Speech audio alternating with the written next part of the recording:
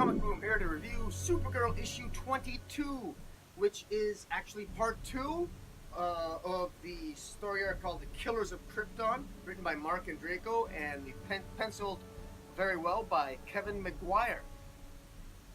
What Mark Andreyko gets right in this issue is he's got a better handle on the dialogue with respect to Supergirl than Bendis has in the pages of Superman. Bendis is still sort of learning the ropes of getting the voices right, the heroes of the DC universe. He's getting there, but I think it's going to take some time for Bendis to really get it.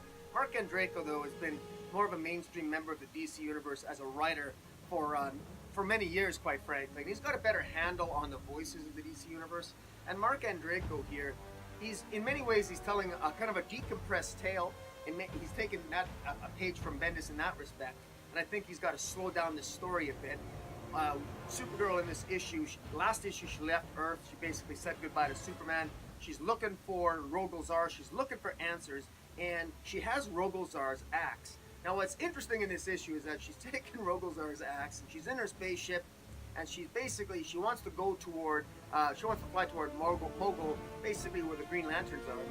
Because last issue, she tried to access, she had Hal Jordan use his Green Lantern ring to try to access and to reveal some secrets as to Rogol-Zar's axe. And interestingly enough, that information was considered essentially top secret and it was not released. So even the ring itself could not access the all-knowing sort of central power battery, which is the repository of all the knowledge of the universe that the Green Lanterns are aware of. Apparently the core battery located on Mogo now it knows the answers, some of the secrets of Rogol-Zar, but for whatever reason it won't reveal it. So that leads Supergirl to maybe go right to Mogo herself, to go right to the Green Lantern source, and basically take the axe with her and figure out what's going on. Now, what's interesting here is that this is kind of a slow story, but what makes this very interesting, and even though the story's been slow paced, Mark Andreyko's he's got a very good handle on Supergirl's character.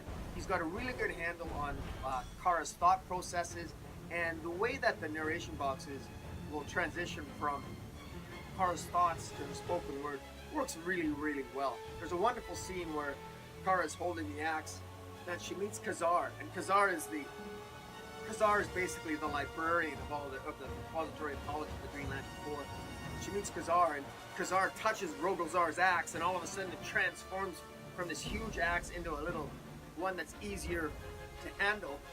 And Ka-Zar says to Supergirl, "Did you know it did that?" And she's thinking to herself, "I did." And then in her thought she says, "Not." Like, she did not know it did that. But you got a really good handle on the fact that Kara is sort of flying by the seat of her pants here, doesn't know what's going on, but yet she's very determined. And Krypto here, her relationship with Krypto is so well played. Krypto's got such a connection to Kara. It's a great relationship. Andreyko really nails the character here. I really enjoy Supergirl.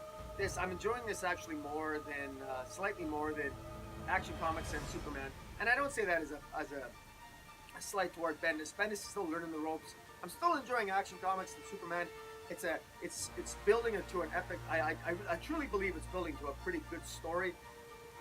But I will say that Mark Andreyko, because he's got such a superior handle on the character that he's writing, namely Supergirl, and particularly the members of the Green Lantern Corps as well, everything meshes and it just feels real good.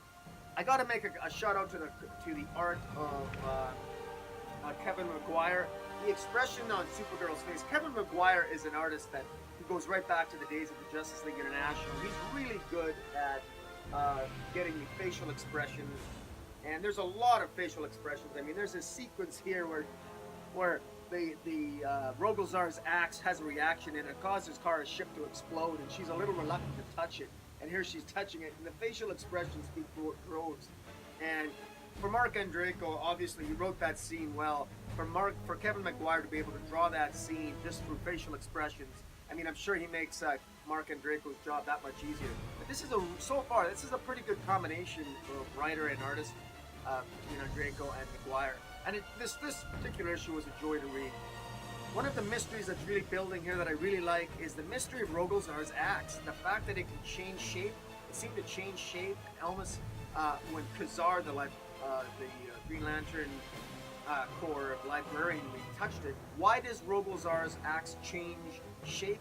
Also, there was later on the axe seemed to protect Kara. So the axe seems to have some protective capabilities, and there's a suggestion, implication that perhaps this axe has perhaps bonded in some way with Kara.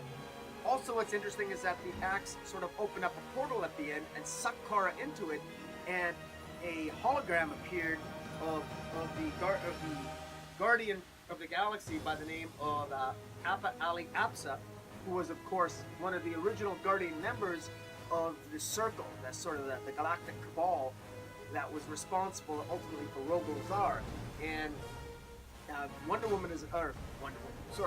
Supergirl is about to find out a secret, and I believe Ali Appa Apsa, the hologram, is going to, through the hologram, he's going to reveal their greatest slight. He said there was a cabal of which I was a member that unleashed Rogol-Zaar, the cabal whose hands are soaked in the blood of billions. The group known as the Circle, and with you, their day of reckoning is at hand. And so, yeah, clearly we're building towards something here. So, already we know that some interesting power, an interesting power set in terms of what Rogol-Zaar's axe can do. It can access communication with dead members of the cabal, the Circle. It can also change shape to fit that of the user. It also has protective capabilities. And we also learned that the Circle is really was a secret. The existence of this cabal, the Circle, is a secret, and it's not well known. And the existence of the Circle itself was perhaps one of the secrets that Ka-Zar himself, the librarian, was trying to keep.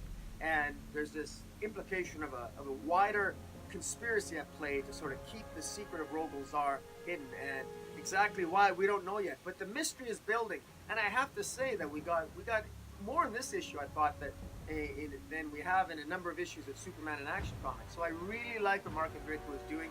Very clearly, I appreciate the communication that Bendis is doing with that Draco. There's really good coordination between the super titles right now, and I'm really enjoying that. So guys, tell me what you think of Supergirl, and until next time, Comic Boom, out.